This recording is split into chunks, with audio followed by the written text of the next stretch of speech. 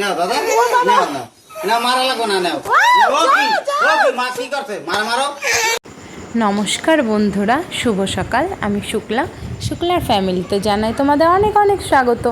আশা করছি তোমরা সবাই ভালো আছো, সুস্থ আছো, আর আমার পরিবারেরও সবাই ভালো আছে, সুস্থ আছে। তো এখন বাজে সকাল 7টা, আর এখন থেকে আমি আমার ব্লগটা স্টার্ট করছি। আর এখন না 7টার পরেই ঘুম থেকে উঠছি, জানো তো। ভোরবেলায় আর উঠছি না, কারণ সৃজনীর যখন মর্নিং স্কুল ছিল তখন একটু ভোরবেলা করেই উঠতাম, কিন্তু এখন একটু বেলা করেই উঠছি। আর কালকে রাত্রিরে সায়নী ওর পড়াটা কমপ্লিট করতে পারেনি, যার কারণে ওকে এখন সকালবেলা ডেকেছি যে বাবা তুমি তোমার হোমওয়ার্কটা করে নাও, তারপরে পিপি তো পড়াতে চলে আসবে না হলে। তাই সায়নী সকাল সকাল উঠে ওর পড়াটা নিয়ে বসেছে। আর এদিকে সৃজনীকেও ডাকাডাকি করছি, কিন্তু সৃজনী উঠছে না। তাই ওর দাদুও এসে ডাকছে। আর সকাল থেকে না আমার মাথাটা কেমন ধরে আছে, ভালো লাগছে না, মনে হচ্ছে যেন শুয়েই থাকি, জানো তো। কিন্তু শুয়ে থাকলে কি আর হবে? মা আজকে বাড়িতে নেই, মা গেছে পাশের বাড়ির একটা কাকুকে নিয়ে হসপিটালে। তো তার জন্য এখন কিছু করার নেই, সংসারটা এখন পুরো আমার ঘাড়ের ওপর, তো আমার তো এখন করতেই হবে। তো চলো, বসে থেকে আর লাভ নেই, আমি আমার কাজগুলো শুরু করে দিই। আর সৃজনীর দেখো সকালবেলা পড়া আছে, তাই সৃজনীকে ডাকাডাকি করছি, বাবা এসে ডাকাডাকি করছে, কিন্তু ও উঠছে না। আর জানো তো সৃজনী না খুব জেদি, ও প্রতিদিনই পড়তে যাওয়ার সময় কান্নাকাটি বায়না করতে থাকে। ঘুমানোর সময় ঠিকঠাক বলে যে হ্যাঁ মা পড়তে যাব, কালকে থেকে আর কাঁদবো না, কিন্তু সকালবেলা যখনই ডাকবো, সে সকালবেলা হোক বা বিকেলবেলা হোক, পড়ার কথা যখনই হবে তখনই ও কান্নাকাটি জুড়ে দেবে। ওর পড়তে একদমই ভালো লাগে না, ও পড়াশোনা করবে না, মানে এরকম একটা চিন্তা ভাবনা যে শুধু খেলাই করবে, বাড়িতে বসে আনন্দ করবে, ব্যাস পড়াশোনা করতে হবে না। তো এরকম চিন্তা ভাবনা থাকলে তো হবে না, না, এটাকে তো আমাদের পরিবর্তন করতে হবে। তো তার জন্যে আজকে যে কী কাণ্ড করলো আমার মেয়ে, তোমাদেরকে সেই ভিডিওটা দেখাবো। মানে ও এমনি ভালো, যখন রেগে যাবে না ভীষণ জেদি, জানো তো বন্ধুরা। এত করে ডাকাডাকি করছি কিন্তু উঠছেই না, দেখো আবার শুয়ে পড়লো। তো আমি আর ওকে বেশি জোরাজোরি না করে, যে 8:30 থেকে পড়াতো, এখন তো 7:10 বাজে, তো আর একটু কিছুক্ষণ ঘুমিয়ে থাক, আমি আমার কাজগুলো সারি। তো রোজকার মতন দেখো আমি আমাদের ব্রাশে টুথপেস্ট লাগিয়ে টেবিলের ওপর রেখে দিয়েছি। আর বন্ধুরা, মাছের জলটা পাল্টাবো করে না, এখনও পাল্টানো হচ্ছে না। কি জানি কবে সময় পাবো পাল্টানোর জন্যে। আজকেও মেয়ের গানের ক্লাস আছে, তো যাই হোক, করে তো নিতেই হবে আমার। আর এখন দেখো আমি ঘরটা ঝাড় দিয়ে নিচ্ছি, ভাবলাম ঘরের কাজগুলো আগে সেরে ফেলি, তারপরে ওকে তুলবো। তোমার একটু ভিডিও করে রাখি।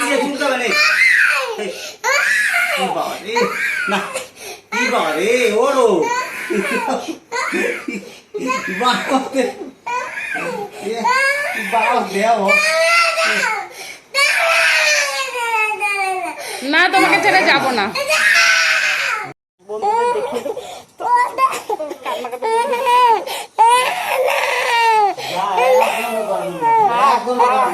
একটা পাখা দাও তো বাবা, একটা হাত পাখা দাও, একটা হাত পাখা দাও। না এখন ঘুমায় না, এখন পড়তে যেতে হবে, ব্রাশ করতে হবে। আমি দেবো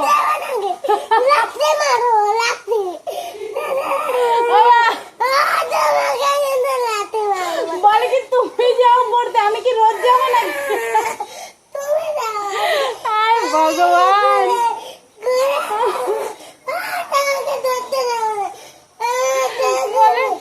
তুমি যাও পড়তে, আমি কি রোজ যাবো নাকি?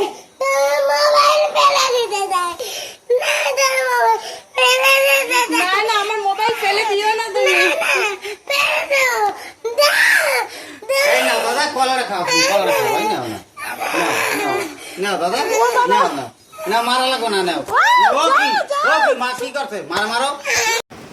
দেখো বন্ধুরা, ও যখন আমাকে মারে না, মানে মারার পরে যখন দেখে মা কষ্ট পেয়েছে, মা ব্যথা পেয়েছে, তখন ওর খুব মন খারাপ হয়ে যায়। তখন দেখো এরকম চুপচাপ হয়ে যায়, মানে ওরও কষ্ট লাগে যে কেন আমি মাকে মারলাম, কেন এরকম করলাম। তো দেখো এখন কিচ্ছু জানে না, একদম আমার বাধ্য মেয়ে। এখন পড়তে যাওয়ার জন্যও রাজি হয়ে গেছে, আর কোনো কান্নাকাটি করবে না বলেছে, এখন লক্ষ্মী বাচ্চার মতন পড়তে যাবে। আরও কিন্তু কোনো ফলই পছন্দ করে না। তারপরে কলাটা একটু মাঝে মধ্যে খায়, তাও অনেক বায়না করে, খেতে চায় না। কিন্তু আজকে এই যে আমাকে মারামারি করলো, মানে আমাকে মারলো, এর জন্য আর কোনো কথা হচ্ছে না, চুপচাপ কলাটা আর বিস্কিট খেয়ে নিচ্ছে। আর ওর পিছনে তালিম দিতে গিয়ে না আমি সায়নীকেও এখনও কিছু খেতে দিতে পারিনি, আর ওকেও কিছু খাওয়াতে পারিনি।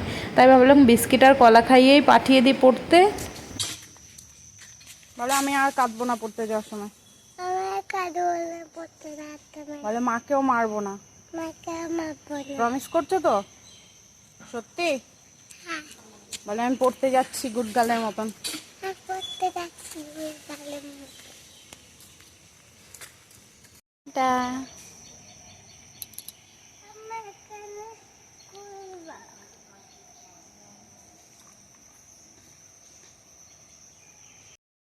বন্ধুরা দেখো, মা হলে কত কিছু সহ্য করতে হয়। হ্যাঁ, আমিও নাকি এরকম ছিলাম ছোটোবেলায়। আমার মা বলে আমিও নাকি একদিন আমার মাকে মেরে আমি গালে নাকি 5টা আঙুলের দাগ বসিয়ে দিয়েছিলাম। তো এখন সেগুলো শুনলে অনেক মজা লাগে যে এরকম আমি করেছি। সৃজনীও যখন বুঝতে পারবে তখন ও আর এরকম করবে না। এখনও তো ছোট বাচ্চা, আর ও ভীষণ জেদি, এই জন্যেই এরকম করে বন্ধুরা। আর কি বলো তো, মানে একটু ওকে না সবাই বেশি একটু আদর করে। মানে মাঝখানে ছোটোবেলা না ওর একটু শরীর খারাপ হয়ে গেছিলো, যার জন্যে সবাই মানে ওর প্রতি একটু বেশি মানে দয়ালু, ওর প্রতি সবার একটু বেশি ভালোবাসা। মানে ওর কথা সবাই একটু বেশিই ভাবে, এই জন্যে বেশি আদরে আদরে না বাদর হয়ে গেছে।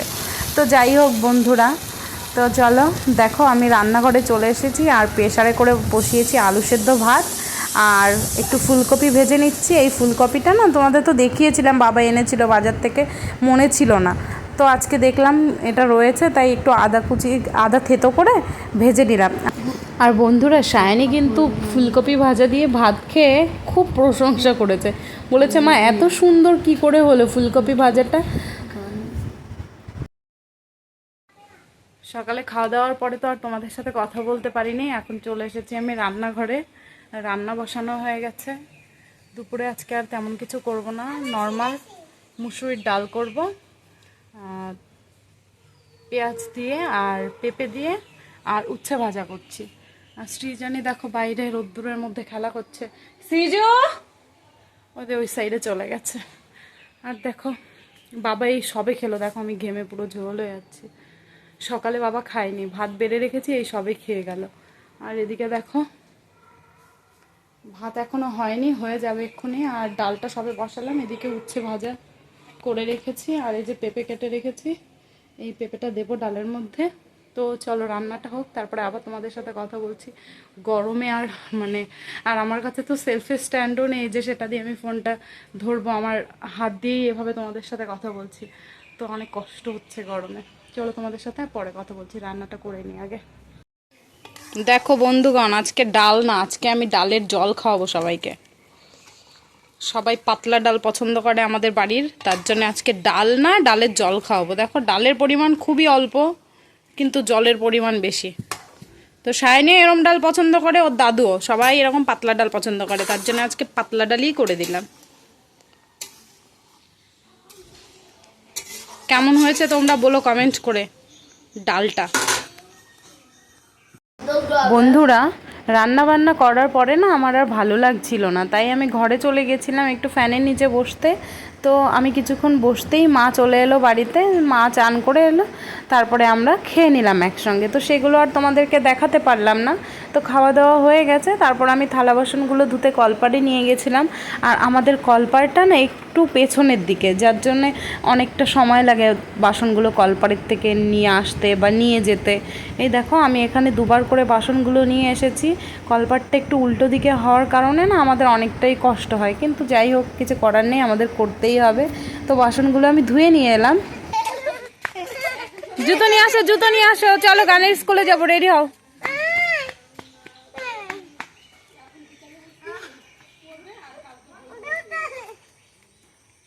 পড়ো তাড়াতাড়ি। সায়নী এমন করো না, দুষ্টুমি করো না, দিয়ে দাও বোনকে জুতো দিয়ে দাও। তুমি ঘরে গিয়ে রেডি হয়ে নাও তাড়াতাড়ি, সন্ধ্যা হয়ে যাবে মা, রেডি হয়ে নাও। কোথায় যাবে তুমি? না বাবা। তো বন্ধুরা আজকে আমার সঙ্গে একটা খুব বাজে ঘটনা ঘটেছে। এই ঘটনাটা তোমাদেরকে আমি বলছি। আমি আজকে একটা ডায়েরি আছে, সেই ডায়েরি দাদার লেখাটা আমি বুঝতে পারি না বলে আমি ওই একটা খাতা বানিয়েছি, যেই খাতাটাই আমি দাদার গানগুলো লিখে রাখি। আমি আমার হাতের লেখা। তো এবার কি হয়েছে, আমি খাতাটাকে আজকে খুঁজে পাচ্ছিলাম না। এখন আমার গানের ক্লাস খুঁজতে খুঁজতে আমি মানে আমার ব্যাগের মধ্যেও খুঁজেছি ভালো করে, আমার ব্যাগের মধ্যেও পাইনি। হঠাৎ করে আমি মানে সব জায়গায় খুঁজে ব্যাগের মধ্যে ব্যাগের মধ্যে খুঁজেছি, ব্যাগের মধ্যে খুঁজে গিয়ে দেখি আমার ওই ওই যে বইটার কথা বলছিলাম, খাতাটা যেটা আমি নিজে গান লিখি দাদারটারে, ওই ওই ওই ওই খাতাটা রয়েছে আমার ব্যাগের মধ্যে। এটা কী করে বলো, আমার তো বড্ড ভয় করছে বন্ধুরা। আমরা কিন্তু আজকে গানের ক্লাসে যাচ্ছি, আর আমার জন্য কিন্তু একজন বসে রয়েছে, তো তার সঙ্গে তোমাদের পরিচয় করিয়ে দেবো। দাঁড়াও,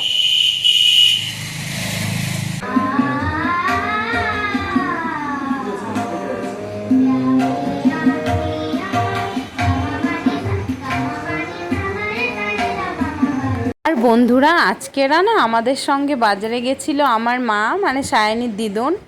তো মায়ের সঙ্গে গেছিলাম বলে ভাবলাম যে মা যখন আছে চলো তাহলে আজকে মনপসন্দ কিছু একটা খাওয়া যাক। তো বন্ধুরা জানো তো আমি মাঝে মধ্যেই পেস্ট্রি নিয়ে আসি মন জিনিস থেকে, এনে আমার মেয়েদেরকে খাওয়াই, নিজের জন্য আর আনা হয় না। আমার এর জন্য সায়নীর বাবা অনেক বকাবকি করে যে তুমি নিজে কেন খাও না, শুধু মেয়েদেরকেই খাওয়াও। তো নিজে পয়সা খরচা করে কিছু খেতে না আমার কেমন যেন একটু লাগে। তো আজকে মা ছিল, ভাবলাম যে মা আছে যখন তখন মায়ের কাছ থেকেই খাওয়া যাক। কারণ আমার মা খুব খুশি হয় আমি যদি মায়ের কাছে কিছু খেতে চাই। এখন বড় হয়ে গেছি তো এখন মায়ের কাছে কিছু চাইতে লজ্জা করে, কিন্তু তাই মা বলে যে কেন তোরা আমার কাছে কিছু চাস না।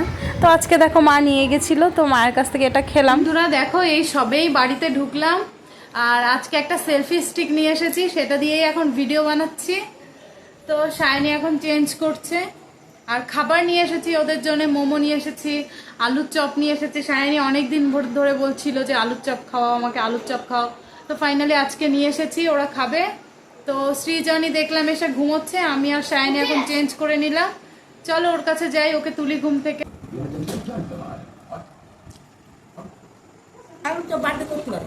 তুই মা সায়নী তো কবে থেকে বলছে আলুর চপ করে খাও, আলুর চপ করে খাও।